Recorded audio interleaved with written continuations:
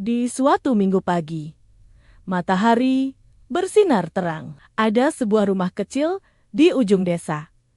Dan suara lonceng gereja terdengar lembut dari kejauhan, memanggil jemaat untuk beribadah. Namun, di dalam rumah itu, seorang ayah duduk di kursi kayu tua dengan botol minuman keras di tangannya. Wajahnya lelah, matanya sayu, dan pikirannya dipenuhi beban hidup. Ia memilih menenggelamkan diri dalam minuman.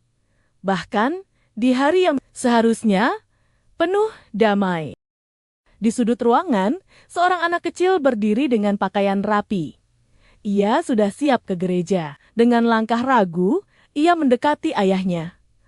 "Ayah, ayo kita ke gereja," ucapnya pelan. Sang ayah menoleh dengan wajah kesal.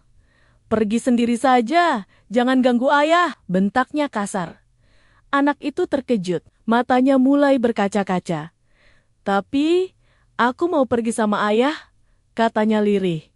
"Sudah," ayah bilang, "pergi sendiri." Suara ayah semakin keras. Hati anak itu hancur. Ia mundur perlahan, lalu duduk di lantai. Air matanya jatuh tanpa bisa ditahan. Ia tidak marah, hanya sedih. Sedih melihat ayah yang ia cintai semakin jauh dari Tuhan. Namun di tengah tangisnya, anak itu teringat sesuatu yang diajarkan di sekolah minggu. Kasih itu sabar dan tidak menyerah. Dengan hati yang penuh kasih, ia bangkit lagi. Ia menghapus air matanya, lalu berjalan mendekati ayahnya untuk kedua kalinya. Kali ini, ia tidak memaksa.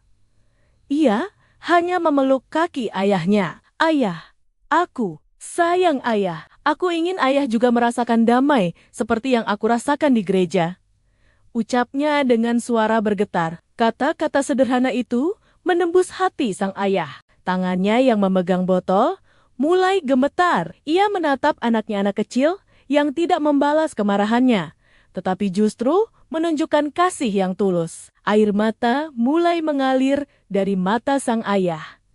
Untuk pertama kalinya, ia merasa bersalah, bukan karena orang lain, tetapi karena telah menyakiti hati anaknya sendiri. "Ayah, minta maaf," bisiknya pelan. Kemudian botol itu ia letakkan.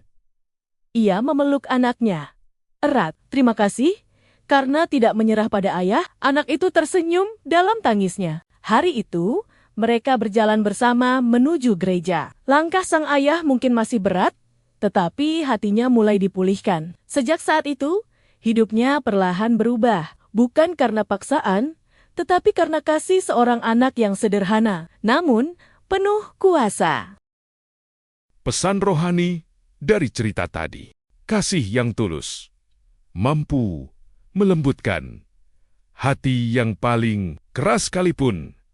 Jangan pernah menyerah, mendoakan, dan mengasihi, karena Tuhan bekerja melalui kasih yang sederhana.